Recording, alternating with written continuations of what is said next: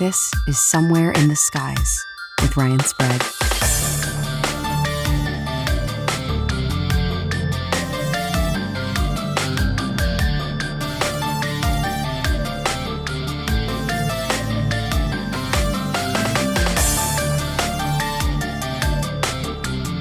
Welcome, everyone, to Somewhere in the Skies. I am your host, Ryan Sprague, and we have a fun one for you guys today. We're going to be talking about a very unique book that is just released about the UFO topic. And when I say unique, I mean it is truly unique. It's unlike any other UFO book out there, and we'll talk all about how and why that is.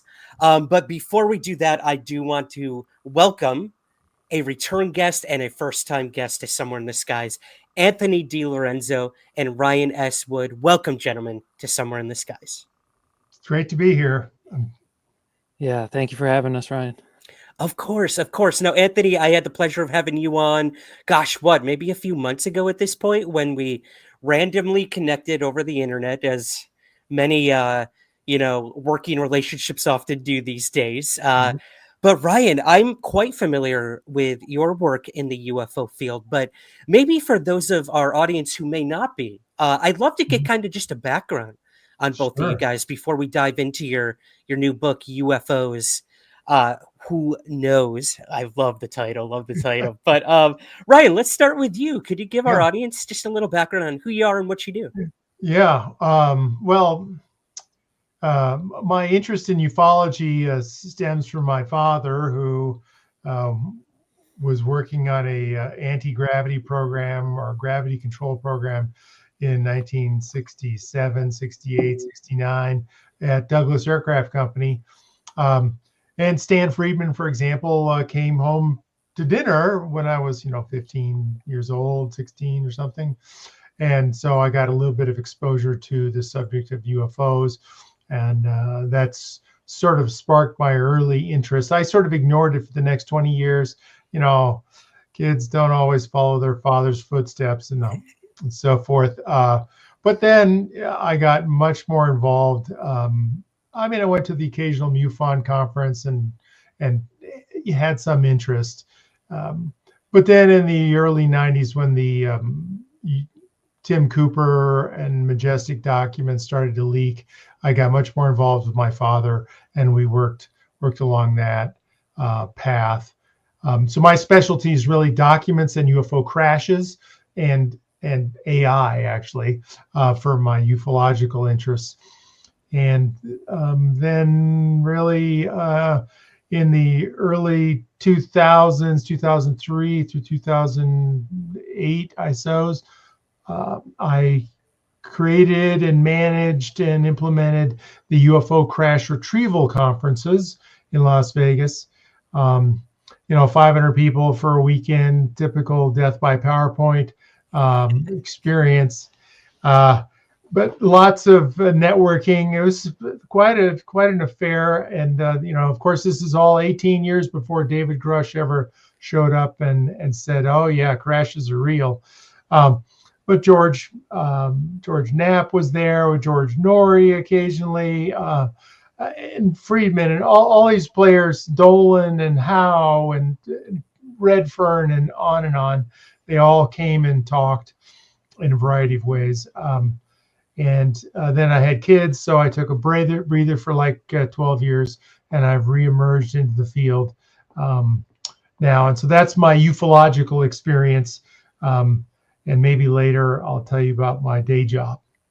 Yeah, absolutely, man. And those crash retrieval conferences are legendary. So I have to thank you for those. And like you said, you were talking about these crashes long before anyone like David Grush came forward. I do want to touch on your UFO book about AI later in the conversation for sure, because I'm really interested in that.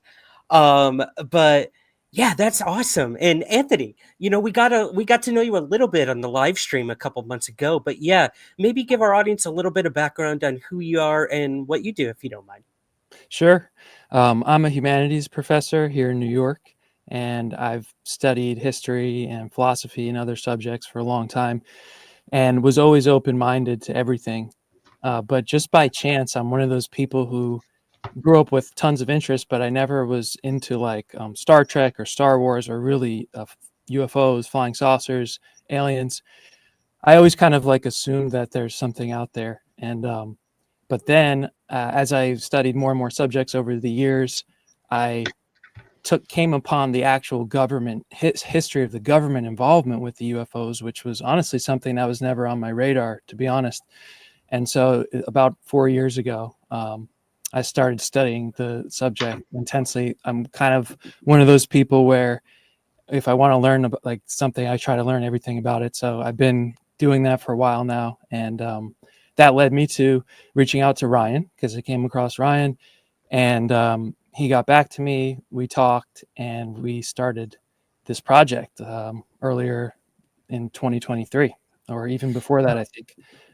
Yeah. Okay. Yeah. Let's talk about that. I'd love to know, like, yeah, you guys connected, and how did you eventually come up with this concept for the book? And yeah, maybe tell us a little about that concept of what sets it apart from other books on UFOs. Ryan, if you want to take that. Yeah, well, yeah, thank you for that. I mean, I had this concept. I originally called the book in like 2008 or 9, UFOs. Who cares? Question mark. Like, I don't give a shit. Why should I care about this at all? And my graphics designer guy said, "No, Ryan, that's all wrong. It should be who knows."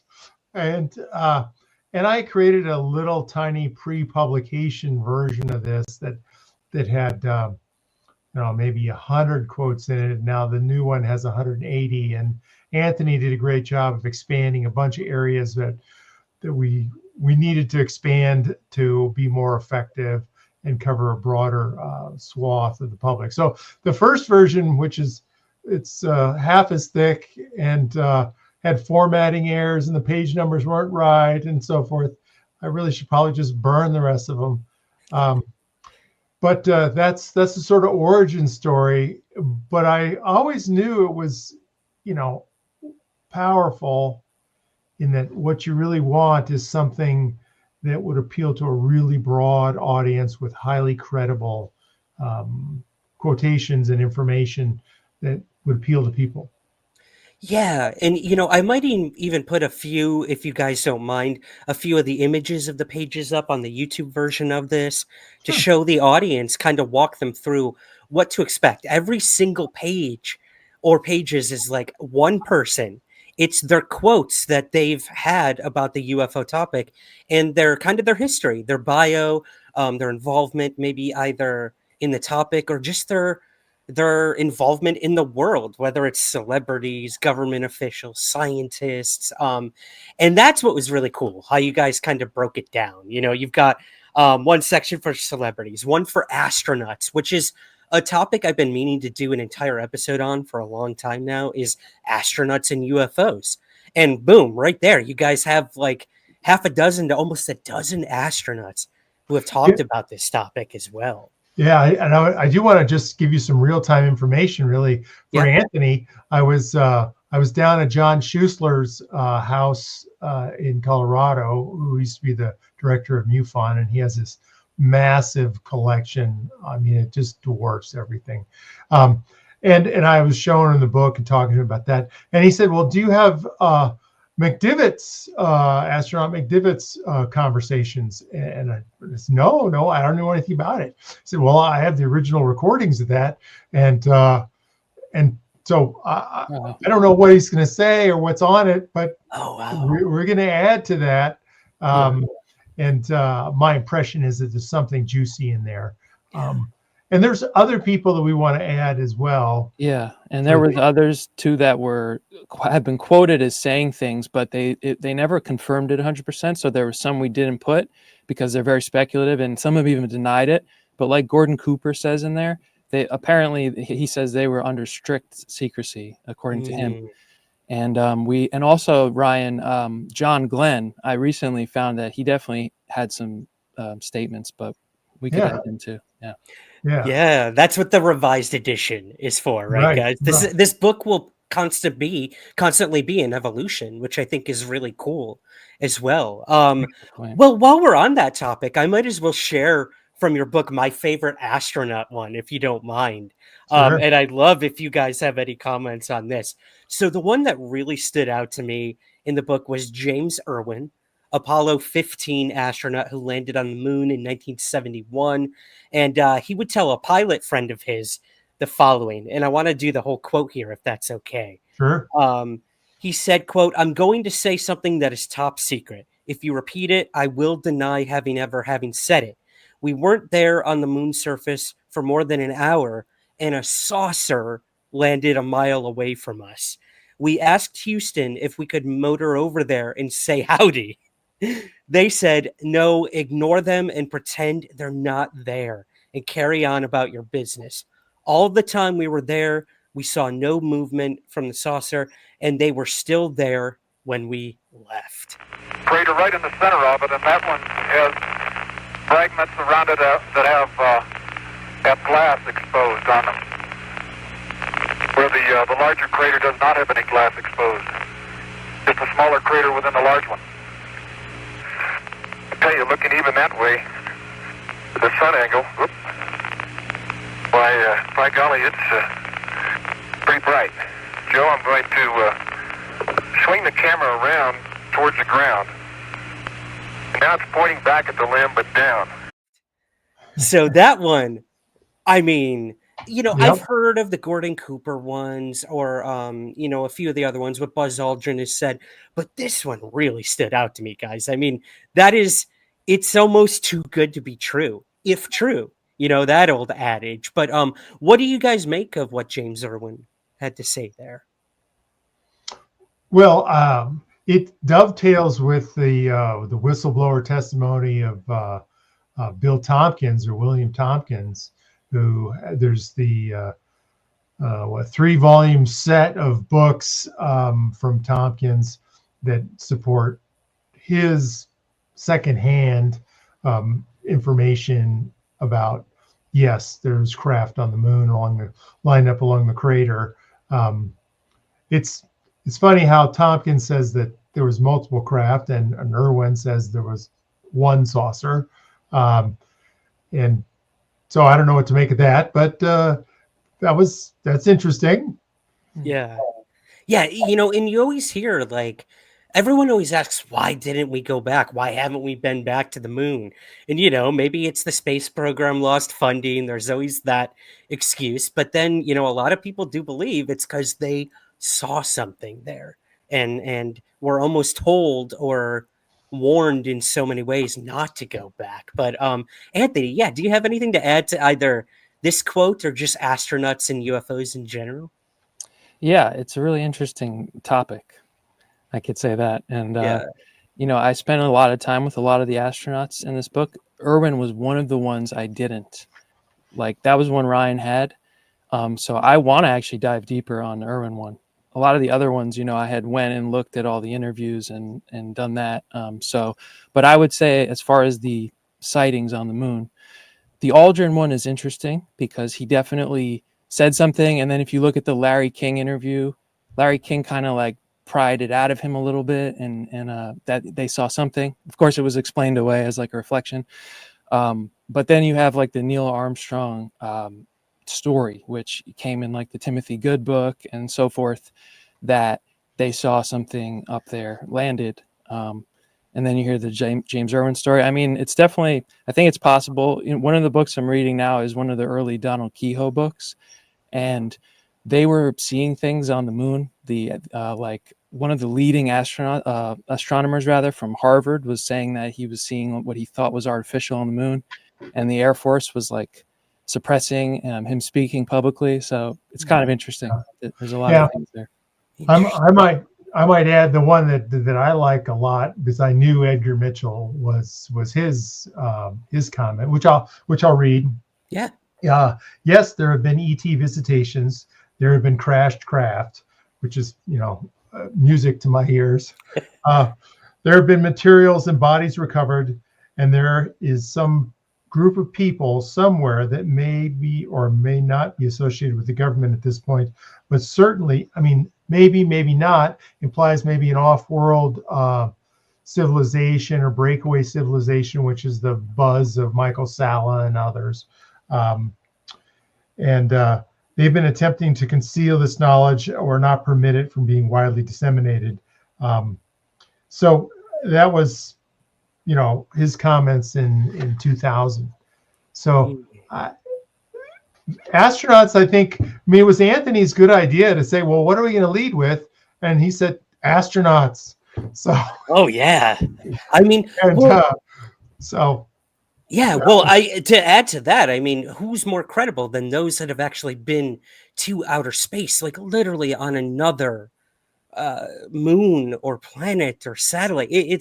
I think it was a great way to sort of start it off, guys, for sure. And I want to circle back because mainstream, UFOs are kind of hotter than ever right now. This topic ebbs and flows throughout the decades in popularity, in credibility, even. But it does seem that right now, so many people in so many walks of life are getting into the topic, whether it's that they're coming out with TV shows, podcasts, or just merely whatever, tweeting out about it on their social media or whatnot. Everyone is interested in UFOs, and that goes for celebrities too. So that's kind of where I want to touch on with you guys next.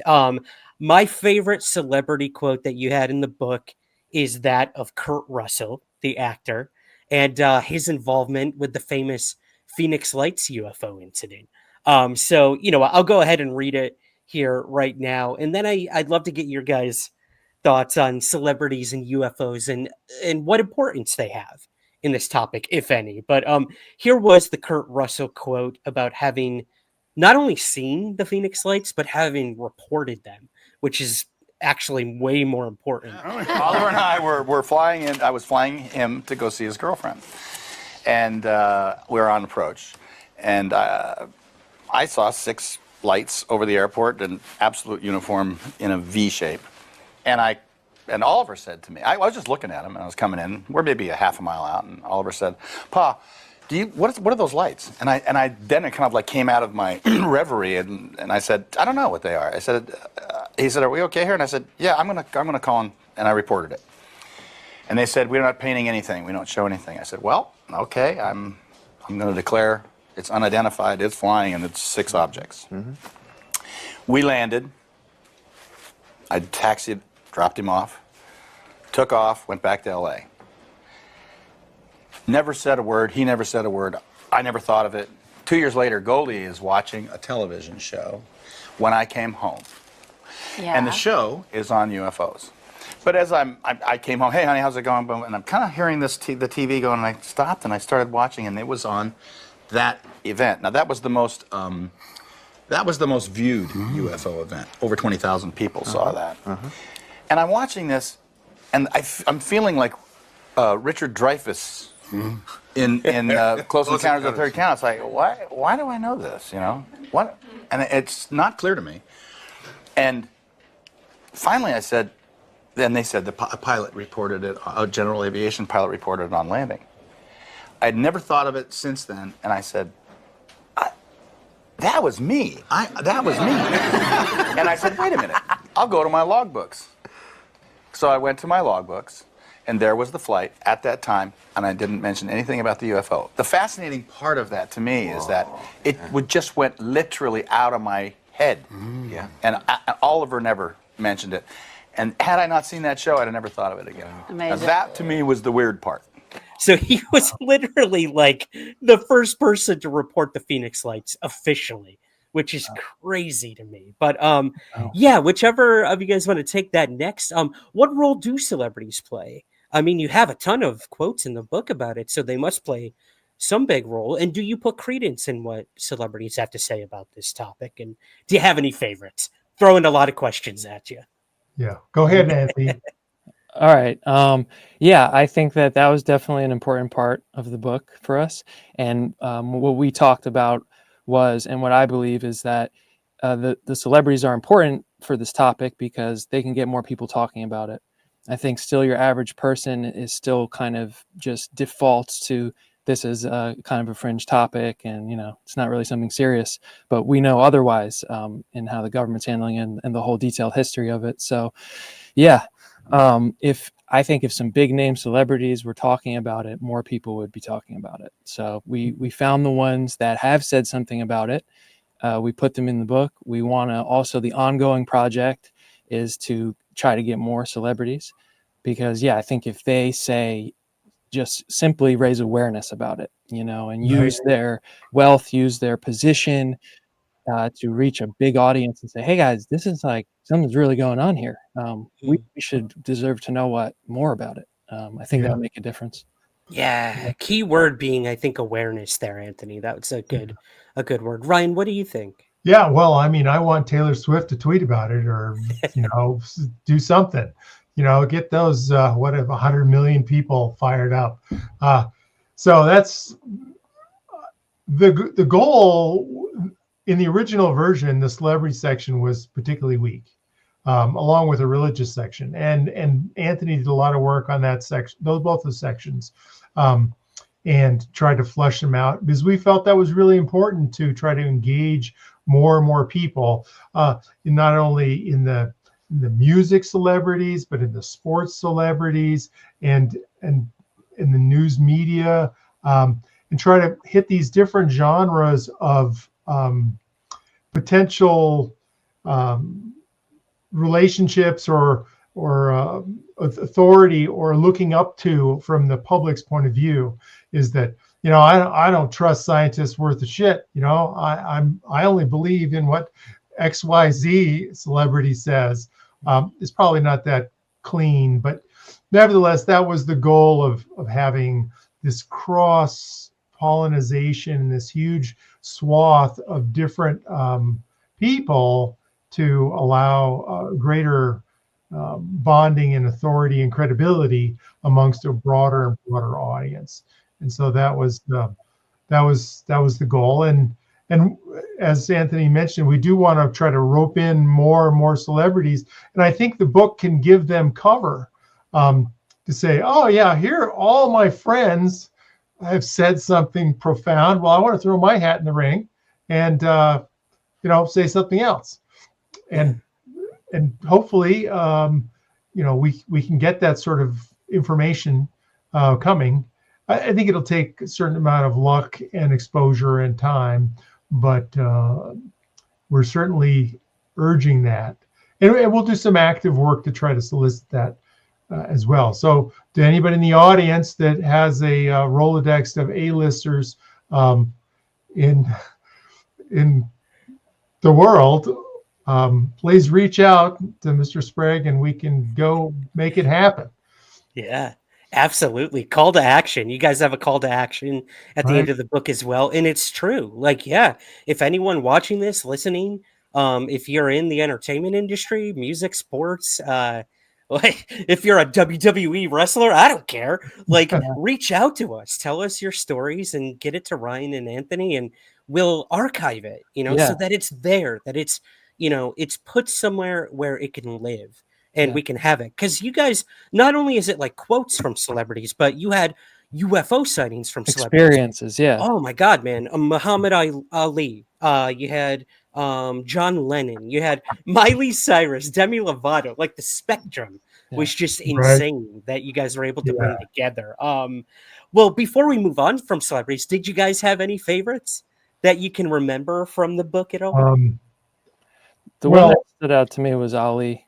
Ali, that was a great one. Because it was cool to watch the interview. He was on, I think, Johnny Carson and one of the big shows, and everyone's laughing at him, Right. And then Johnny Carson's like kind of ridiculing him, like and Ali's just like, I don't get it. Everyone's seeing these everywhere. Like, I'm not joking.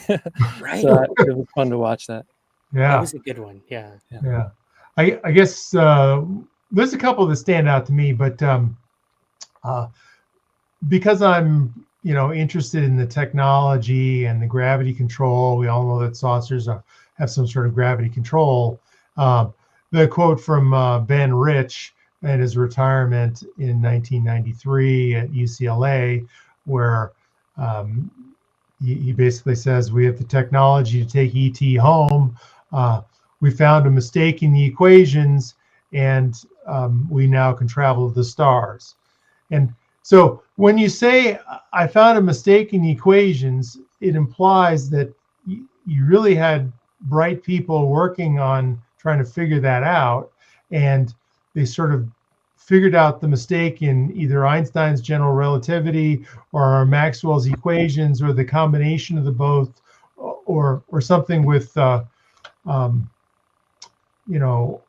different sort of tensor topologies and exotic physics and math that was frowned upon or not looked on, and the whole physics world sort of went down this string theory approach to science, which many people believe is just a red herring. I mean, there's real science going on, but it doesn't drive to the point of sort of quantum gravity control and gravity control, which, in my opinion, is the great secret that is being withheld from humanity, is that we know how to control gravity and made gravity control craft. And Ben Rich in the book and others hint around that topic. The scientists and engineers section clearly highlights much of that. Right, right. Now, would that, Ryan, be considered something like 0 point energy? I've read the work of like people like Nick Cook and whatnot, but I'm not too familiar. It goes right over my head, Hal man. But Puthoff. Yeah, Hell put off. Okay, okay. yeah. So something like that. Well, it's interesting you mentioned Nick Cook and the Hunt for 0 Point, which is a 2001 book or so.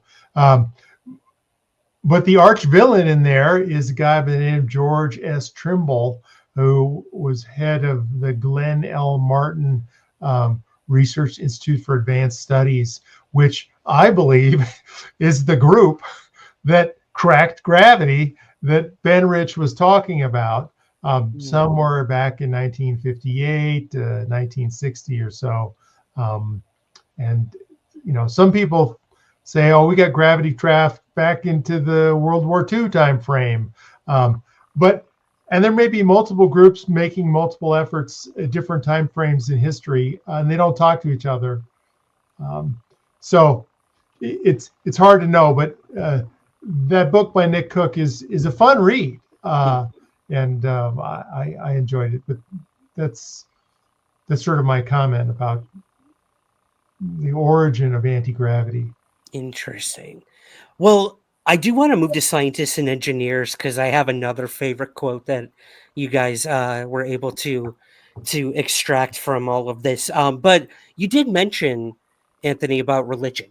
That's one that I didn't get to yet in the book, but I am interested to hear, what different sort of, whether it's major religions, maybe a bit more, I don't want to say less important religions, but like the ones that aren't as well known. Every belief system seems to have a different, I guess, perception of the UFO topic, if any. So did anything really stand out in researching that section of the book for you?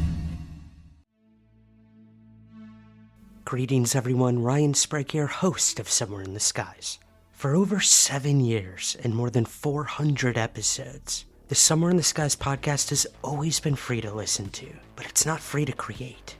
So we offer several ways to help support our efforts and get rewards in return. If you listen to the podcast on Apple, you can click the subscribe button at the top of your Somewhere in the Skies feed to become a premium Apple subscriber. Or you can join our Patreon campaign with several tiers available. Both of these options give you the same benefits and rewards: ad-free episodes, early access to the main show, and bonus episodes and content. Help keep the lights on at the Somewhere in the Skies HQ, and help us continue to grow by becoming a Patreon subscriber at patreon.com/somewhereskies, or by clicking the subscribe button at the top of your Apple feed.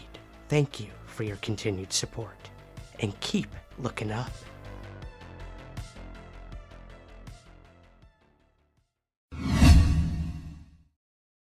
Yeah, we wanted to do religion because there's a huge percentage of the population that's religious, and I've heard it in conversations before. Even I had a podcast guest a couple years ago who was Muslim, and she was open to talk about flying saucers, but once I started talking about other beings, she said I can't talk about that, and I thought that was interesting.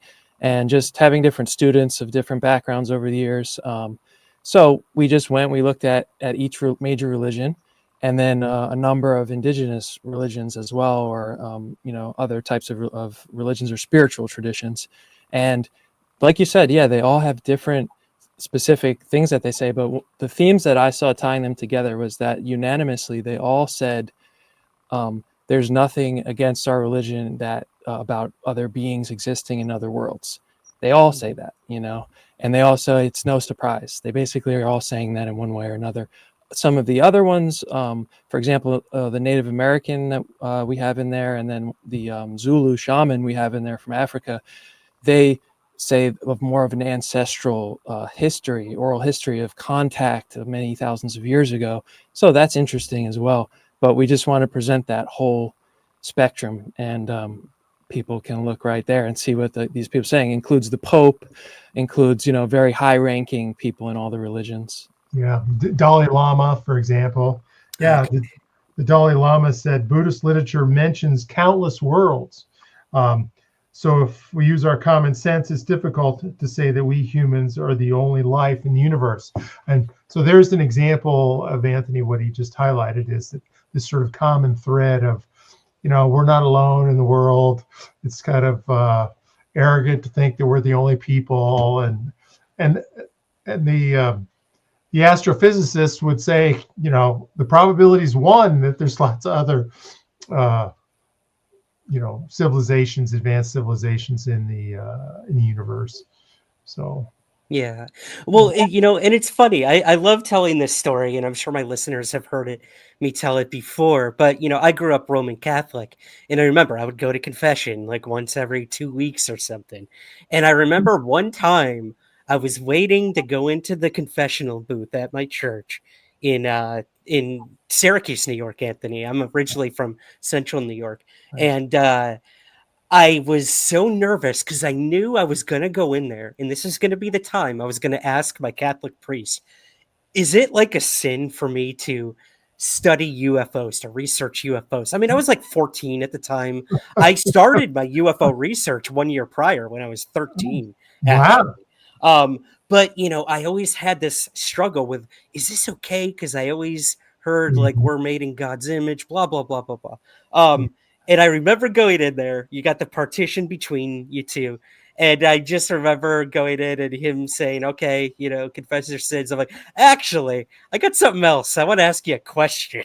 I could tell he was thrown off his game. He's like, what is going on here? The tables are turning, apparently. And I remember just asking my priest, Father Fred Monara was his name. And I asked him, is it okay for me to believe in aliens, to study the topic of UFOs, or is this something like God would frown upon? And I just remember a really long pause, like he was really thinking of how to respond to me with it. He's probably heard, all these sins throughout the day and whatever, and absolved people. But then I come in and ask this question, really, really kept him on his toes. And I remember him finally saying, it's completely fine to believe in other life out there in the universe. It's completely fine to be curious about what is out there. That's what life is all about. And then the thing that really hit me was he was like, it also makes our God much more powerful to know that not only did he create us here on earth, but he created civilizations all over the universe.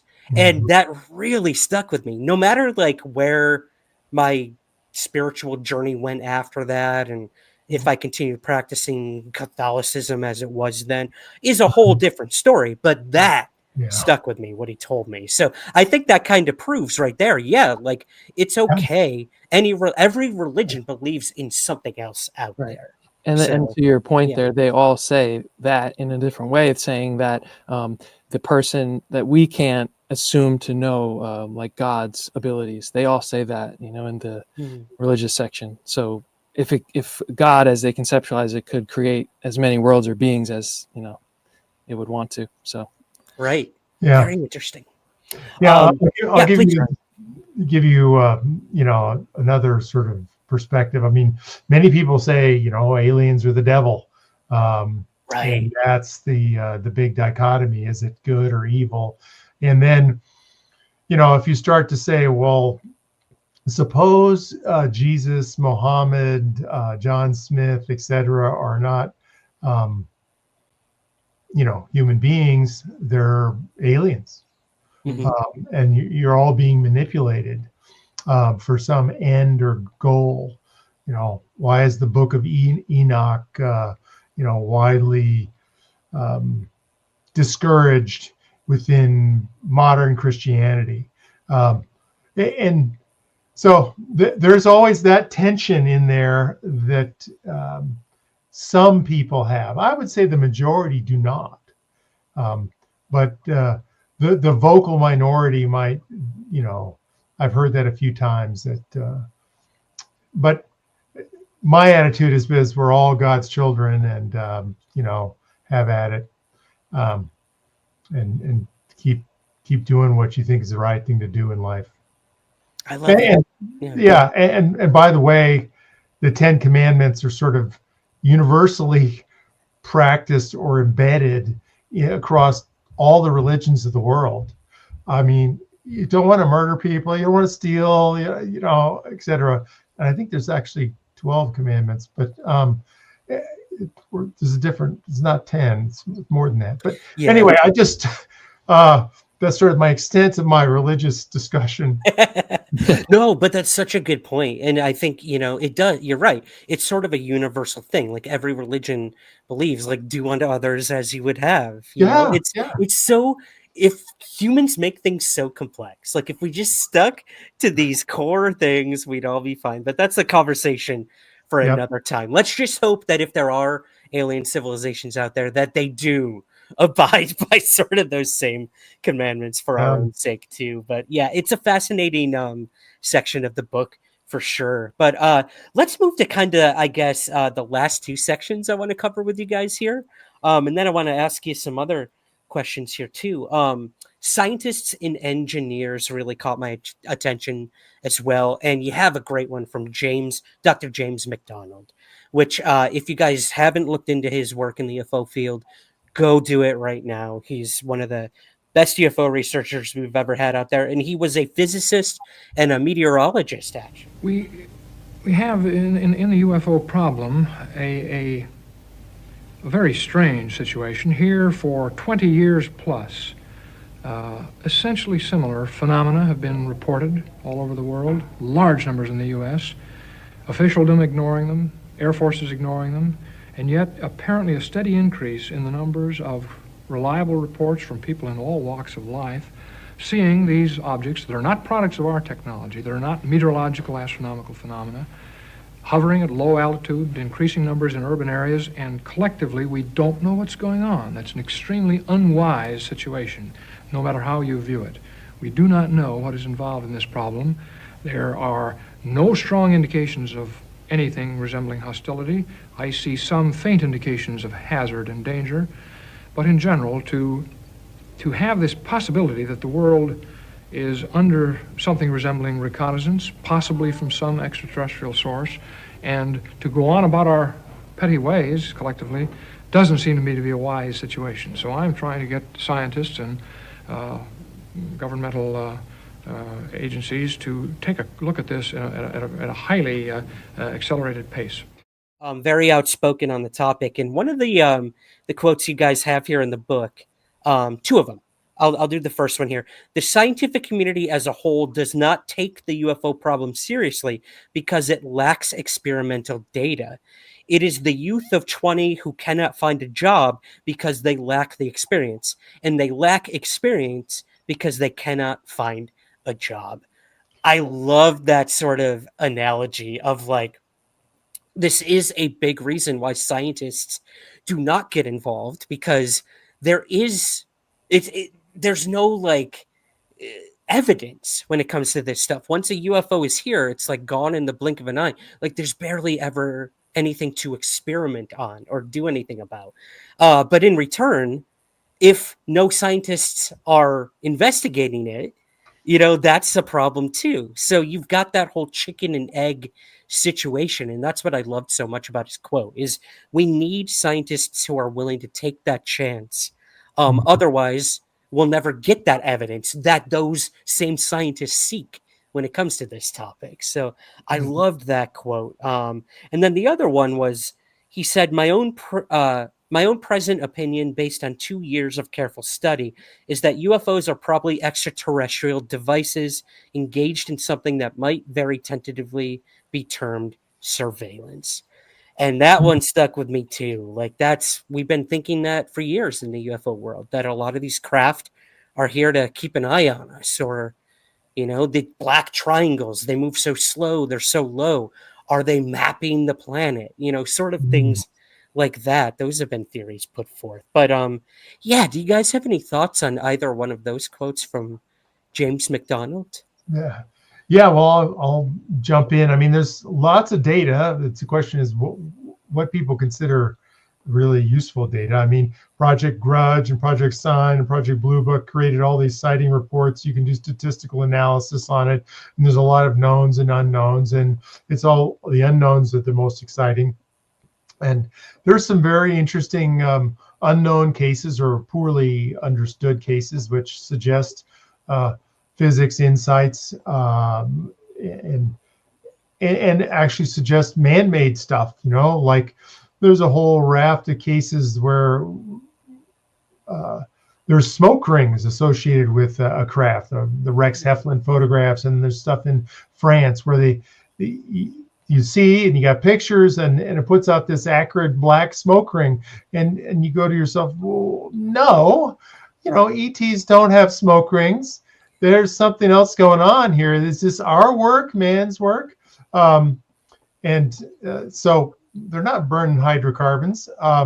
So there's some data to go after, but yeah, the chicken and egg problem is real, and people have a fear of reputational loss, and some scientists are willing to go out on the edge and look at these anomalies and risk their careers, and many of them are in the book.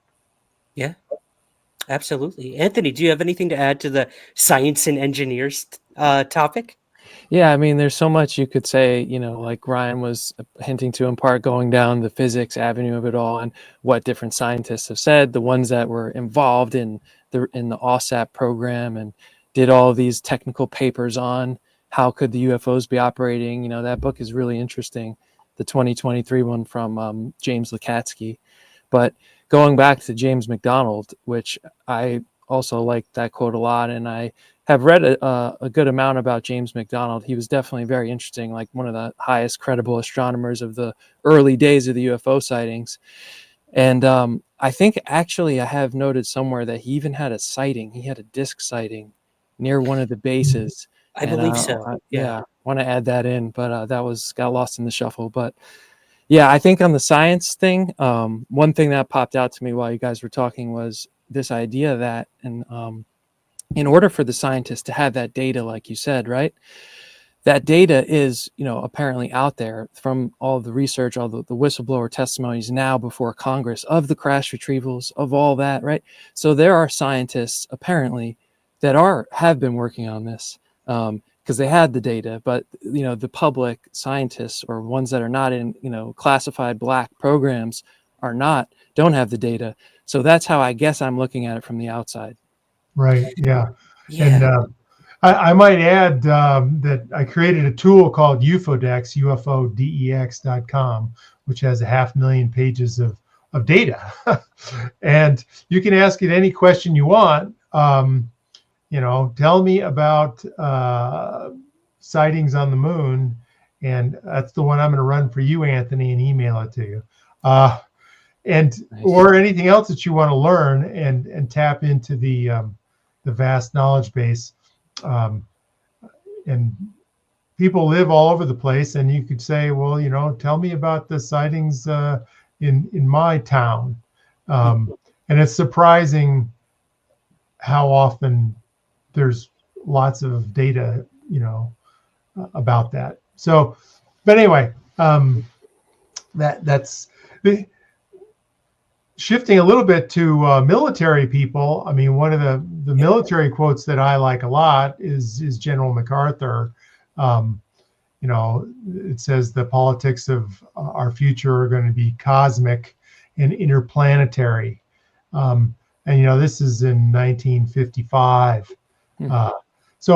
So far, I mean, he's plugged in greatest general of World War II and maybe of all time, but it's clear that he was briefed and had an understanding of the bigger picture, and that our future is going to be, interplanetary rather than traditional. But the soldiers in Ukraine are still pissed, and it hasn't happened yet. Yeah. Good point. Very good point. Yeah. Yeah. Well, and what I find interesting, Ryan, too, is like you bring up a quote there from like the 50s, and then you guys have stuff that like Grush or Elizondo Right. are saying now, and you're finding these patterns and connections between what they were read in on or briefed on back in the 50s and what these guys are allegedly read in on now today. And it's astounding that like nothing's changed, but everything's changed too, and in between. So that's what's cool. Like you guys have these quotes from all these people from yesteryear of ufology, the modern UFO era, up until today, and they're kind of saying the same thing, which is, to me, I'm like, oh man, have we come any closer to like finding any sort of answers since then? I would argue yes, absolutely, in many respects. But in some, not so much. That's why you have a lot of these people in the UFO community who've been researching for, decades and decades and decades, and they're burnt out.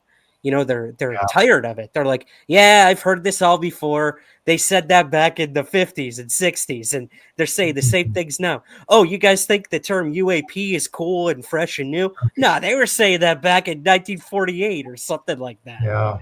So it is interesting for sure. But let's move to that world leaders in government section, if you guys don't mind, to kind of wrap up the book.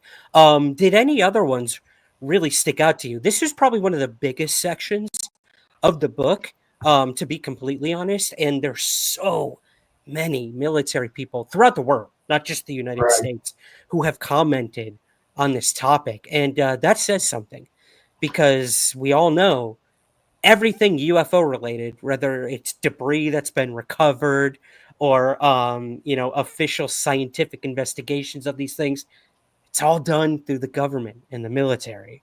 That's where it always ends up back in the hands of the government and military too. Yeah. But yeah, any other ones really stick out to you guys?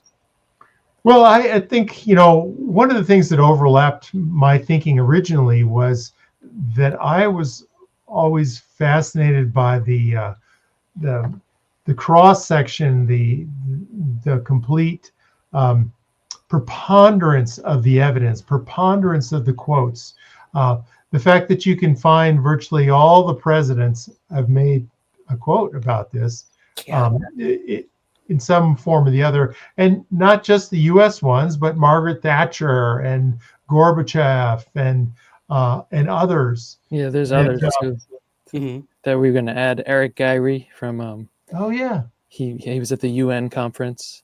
Okay, so we have more we're going to add too. Cool. Yeah, and so just tons of senators and representatives. Right. Yeah, you had a bunch of them. I had the pleasure of speaking to, I think it was Jared Moscovich, Garcia. I spoke to Paulina briefly, and you had all of them in the book because they're kind of Gillibrand. Gillibrand. Yep. Heinrich. Matt Gates. There's some other ones, so it's a delicate balance between, engaging with modern politics and this topic, and sort of not believing in their political structure, but interested in their ufological perspective. So That's hard, Ryan. I find myself struggling with that nowadays because, you know, I've been pretty vocal about my own political beliefs on my social media and whatnot. I tend to be a bit more on the left leaning side, but you know, yeah, I have conversations with individuals who aren't, yeah, and we get along just fine. yeah, But we do live in an age where, especially in the United States, it's very polarizing.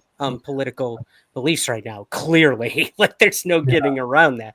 yeah. And I do find that struggle of being like, okay, you've got this House hearing that took place, which is historic, and like some good Mhm. questions were asked, but it's the people who asked it.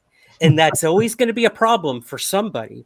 Whereas, you know, I live in the UK right now, currently, and a lot of my UK colleagues and friends are like, well, I don't know anything about these senators. I just know that they're talking about UFOs, and I think that's great.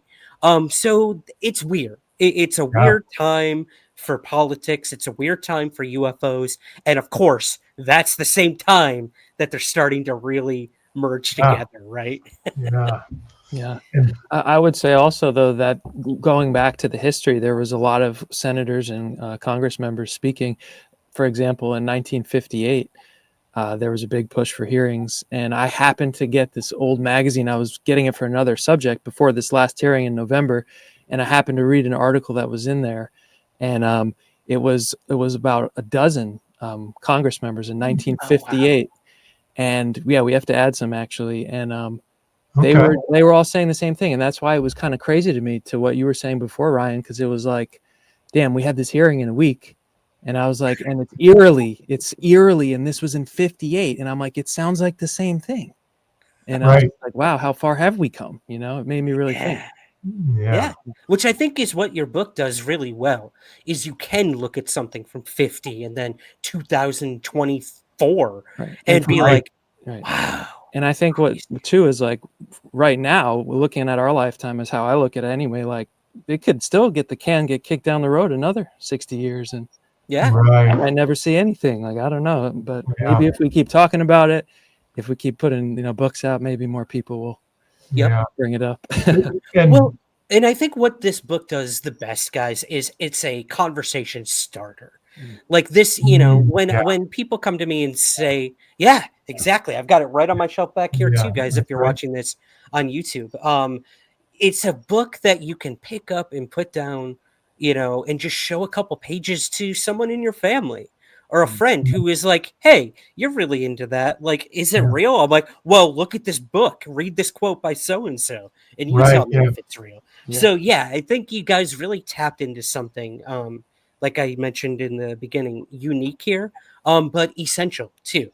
Like we're nothing if not for witnesses when it comes to this topic, and you have so many people of notoriety and respect and credibility that have discussed this topic or have witnessed it face to face, which I think Mhm. is just so cool. Right.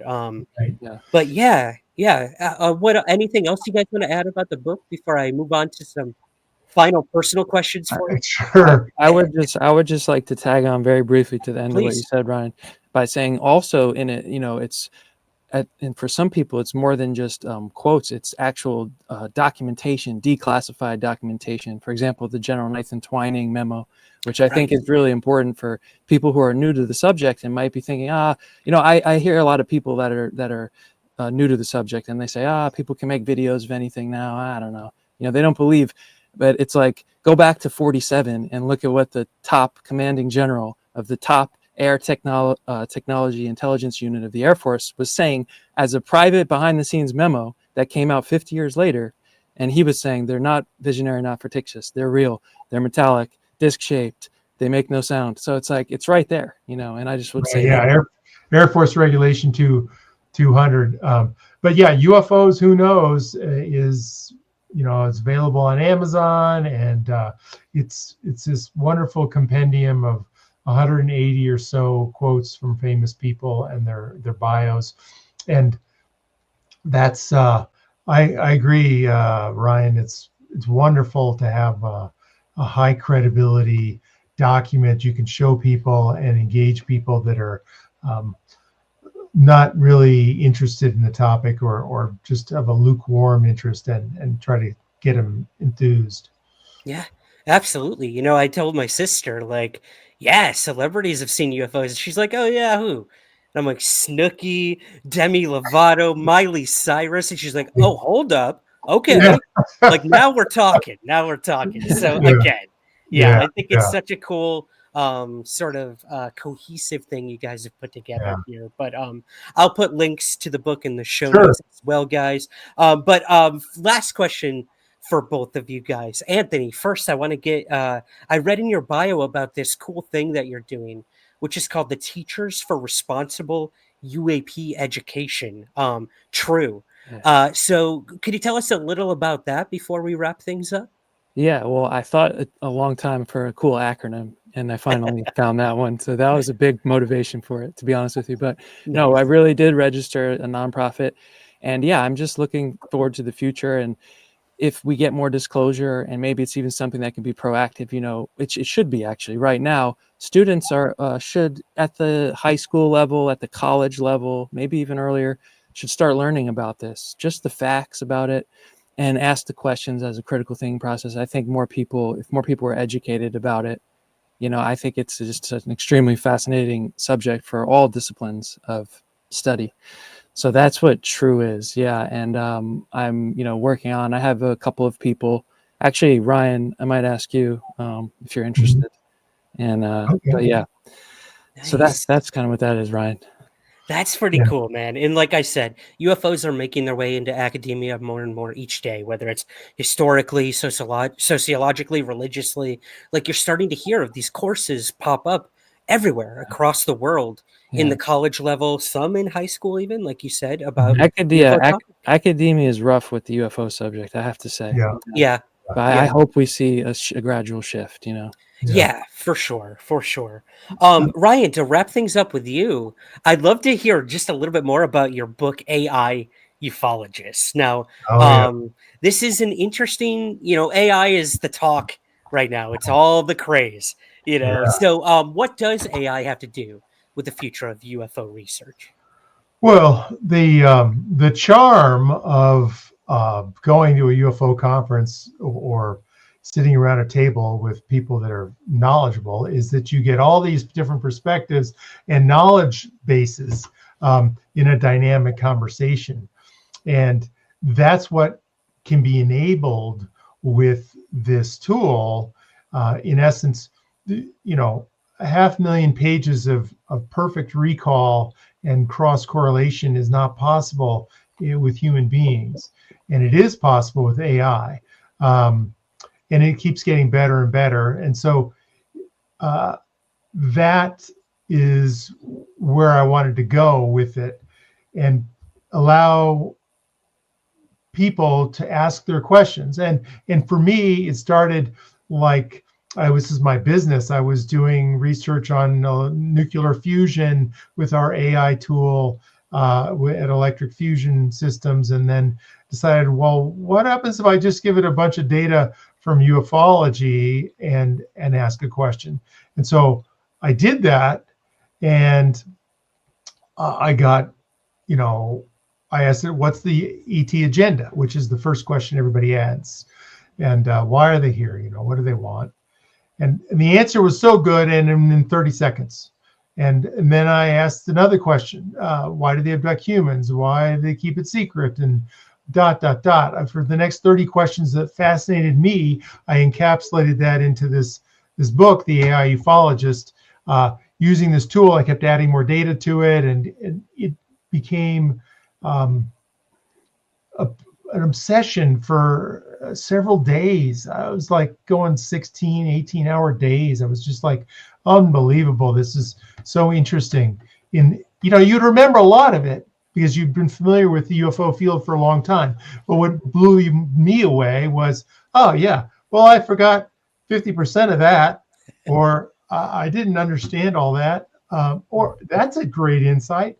And so these are the things that captivated me and forced me to write that. And it'll go into a second or third edition as they add more questions, and the data set gets bigger and bigger, and the AI reasoning gets sharper and clearer, and so it will turn into a sort of I'm imagining a website where maybe there's a paywall, maybe there's not a paywall, but something low where people can ask their questions or the research questions. Give me all the sightings in, Ithaca, New York, for example, or London, England. Give me the names, the dates, the witnesses, and the sources. And so it will spew out. I mean, I'm in my grand vision. Okay, write a peer-reviewable paper around UFO crash propulsion, and cite all the references and generate it all with all the footnotes, and then you edit it and turn it in, or things like that. And so that's where I think it will go in a few years. But right now, I'm just trying to get more and more data into it. The whole thing is about managing the garbage in, garbage out, make sure there's quality data. Right now, I have maybe 750 books that have been scanned and OCR'd, massive number of periodicals, FBI files, National Archives files. So it's a mix of official known documents as well as people's work in creating books, and so I went with sort of a higher level of sophistication in ufology. Because anybody that writes a book, stands up and says, "This is what I did," and researches it and proud of it, you can trust the information a lot more than some internet blog. Right. Yeah, that's just the way it is. Very good point. That's so fascinating. Well, I do look forward to the evolution of that as well. But before we go, guys, most important question of all, where can we get the book? And Anthony, we'll go with you first, man. Where can we find everything that you're up to? Yeah, our book is on Amazon, UFOs, Who Knows? And for me, I have a YouTube channel called Expanded Knowledge with an X, and I share some of my research and videos there. So those are basically the main places. Awesome. Yep. We'll put links in the show notes. Ryan, how about you? Well, I mean, besides Who Knows, I have Magic Eyes Only, all about UFO crashes on Amazon, as well as the AI Ufologist, and alien viruses that my father did. And so there's a lot of stuff. If you go to the author page on, Ryan S. Wood, there's a lot of the crash retrieval conference proceedings that are available as well. So I'm happy with where things are going and the progress in the field. Absolutely. Yeah, we really are living in exciting times when it comes to this topic. And I think you guys have made it a lot more exciting with this book. So I highly recommend it to everyone out there. Go check it out, guys. And I have to thank you guys, Anthony, for returning, Ryan, for speaking to you for the very first time. Guys, thank you so much for joining me on Somewhere in the Skies. Yeah, thank you, Ryan. And thanks for your feedback on the book. It was really nice to hear your viewpoint and your feedback. So thank you. My pleasure's all mine. Thank you, Ryan, as well.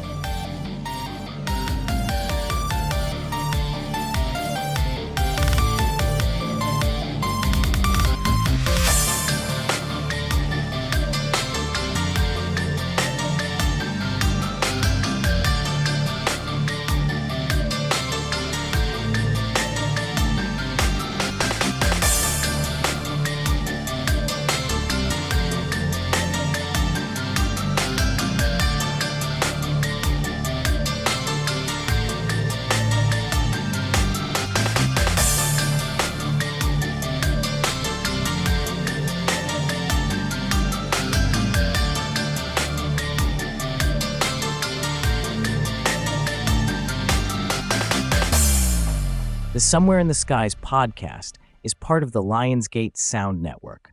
Please take a moment to rate and review the show on Apple Podcasts, Spotify, or wherever possible. Thank you for listening.